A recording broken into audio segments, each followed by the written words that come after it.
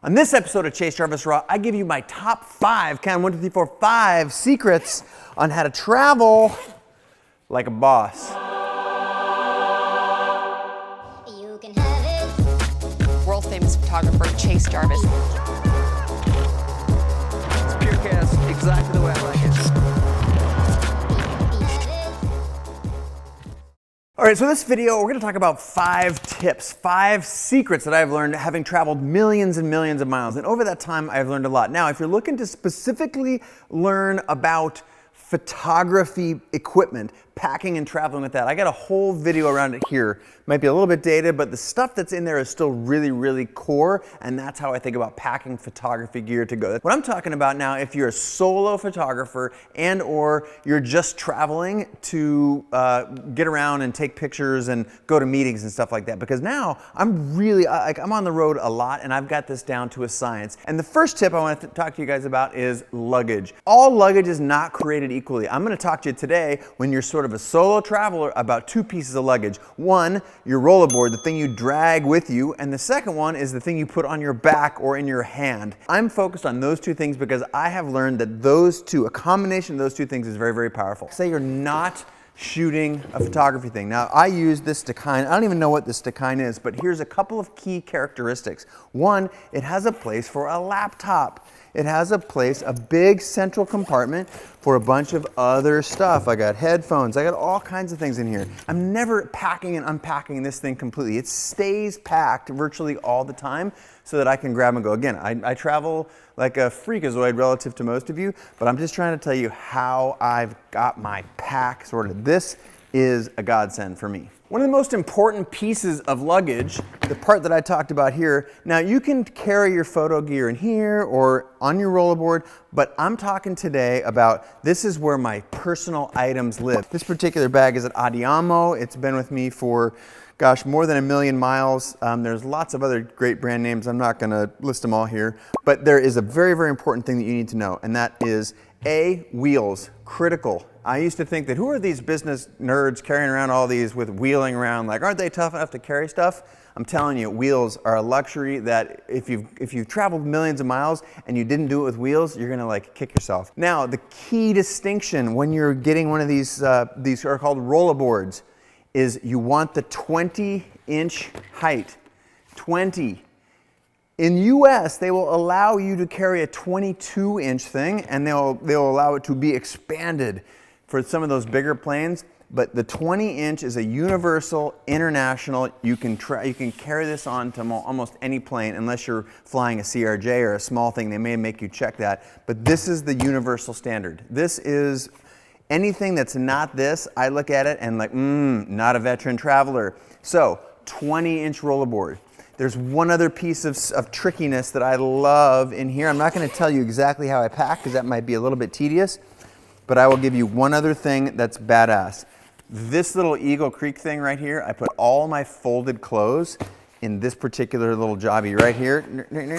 It's got a nice little folding rack. It keeps your stuff tight.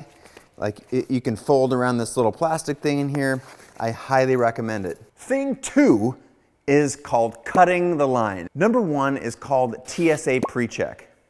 Now, you probably have seen these lines at the airport. Here's what happens in TSA pre-check. They move much faster than all the other lines because you don't have to take your shoes off, you don't have to take your laptop bag out, and basically what you have to do in order to get that is go to this address right here and register as a known traveler. You get what's called a known traveler number, and then you always get to go in that TSA pre-check line, which is always faster. It's more advanced travelers, they know what they're doing, they know how to pack, and they know how to move through that line really, really swiftly.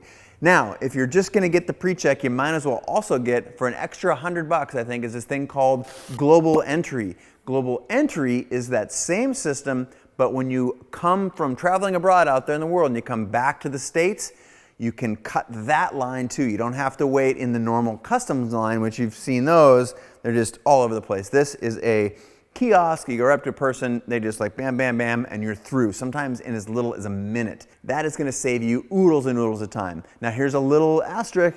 If you travel through a select handful of airports, I know San Francisco is one, Austin is another, there are a handful of other ones, you need to check out this thing called Clear.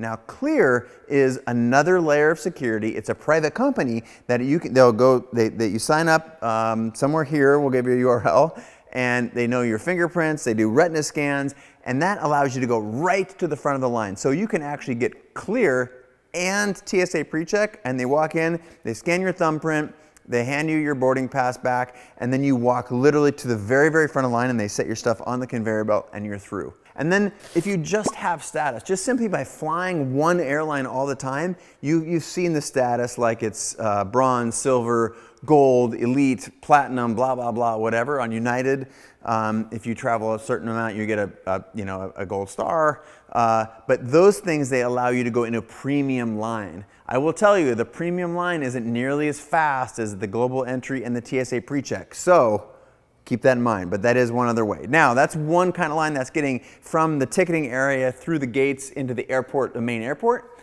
And now there's this other thing about getting onto the airplane.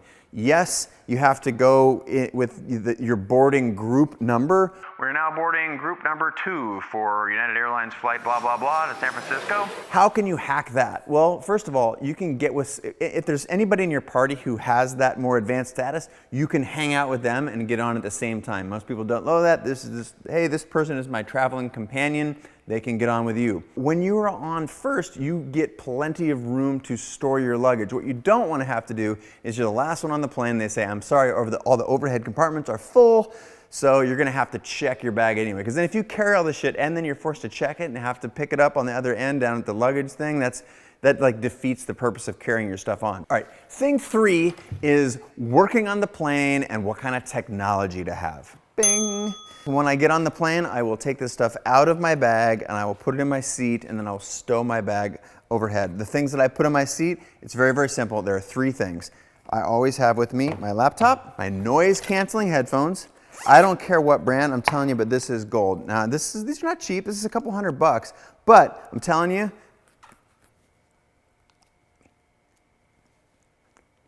I'm just kidding. I can't hear anything you're saying, but it's just like literally that constant noise on an airplane. Huge pain in the ass. You put these guys on. Also, if you have sort of an unruly seatmate, this is like the universal sign for like, I'm not going to spend a lot of time talking with you. So I just like, boom, these things are on right away. These go over your ear. These are the most hardcore ones. They also have some that are in your ear, little buds that are noise canceling. Those are decent. There's ones that are on your ear. I like those the least, but these, the most badass. The third piece of technology that I travel with is very, very simple. It is an iPad mini.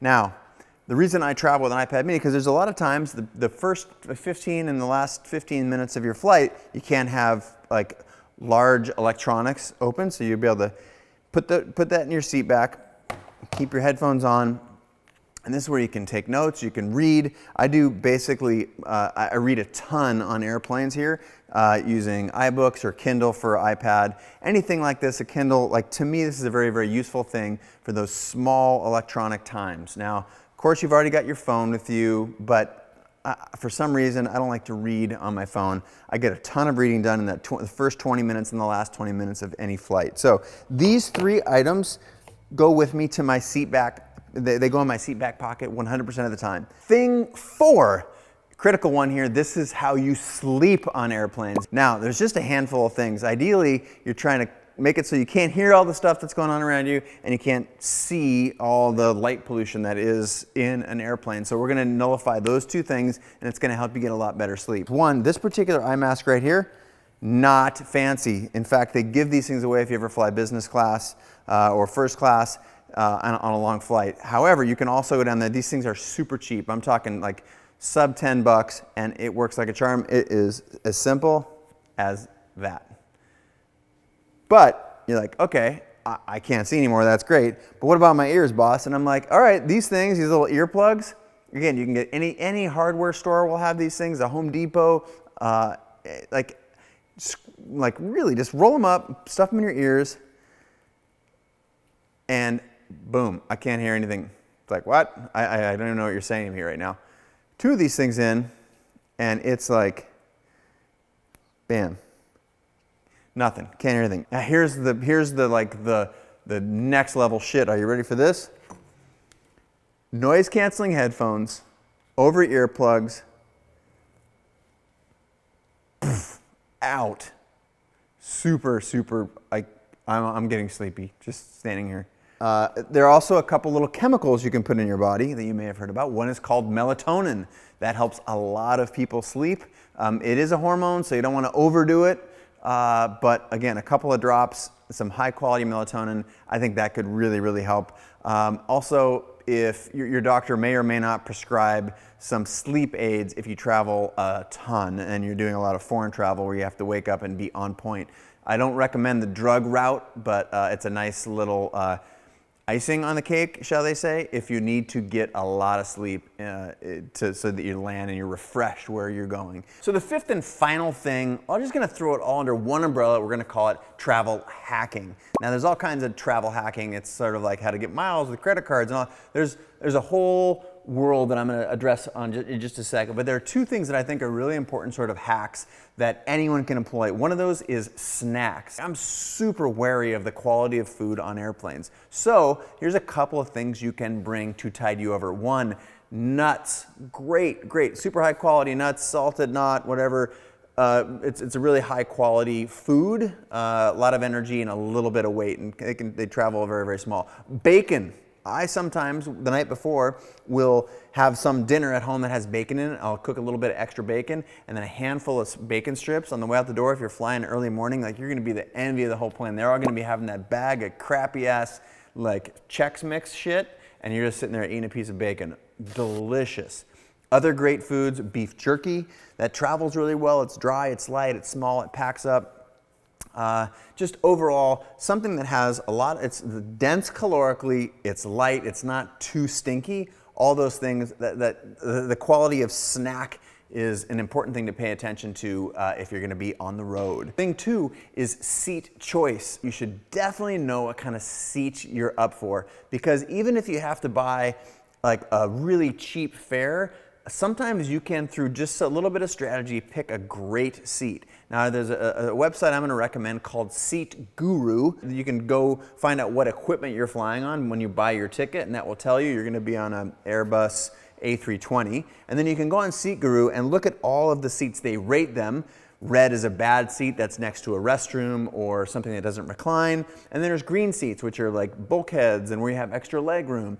This will help you choose your seat when you're working with the agent, either when you're booking it on the telephone or when you're on the computadore and you're entering all that stuff into the website. Thing three is, in this whole category of travel hacking, there are a handful of my friends that are masters at it, and there's one person in particular that if this video has aided you in any way, shape, or form, you're gonna want to watch the long version. Basically, a class by my good friend Chris Guillebeau. He's been to every single country on the planet. He's been to every one, and he did it before the age of 35. So no one on the history of the world's ever done that. You know this guy can travel.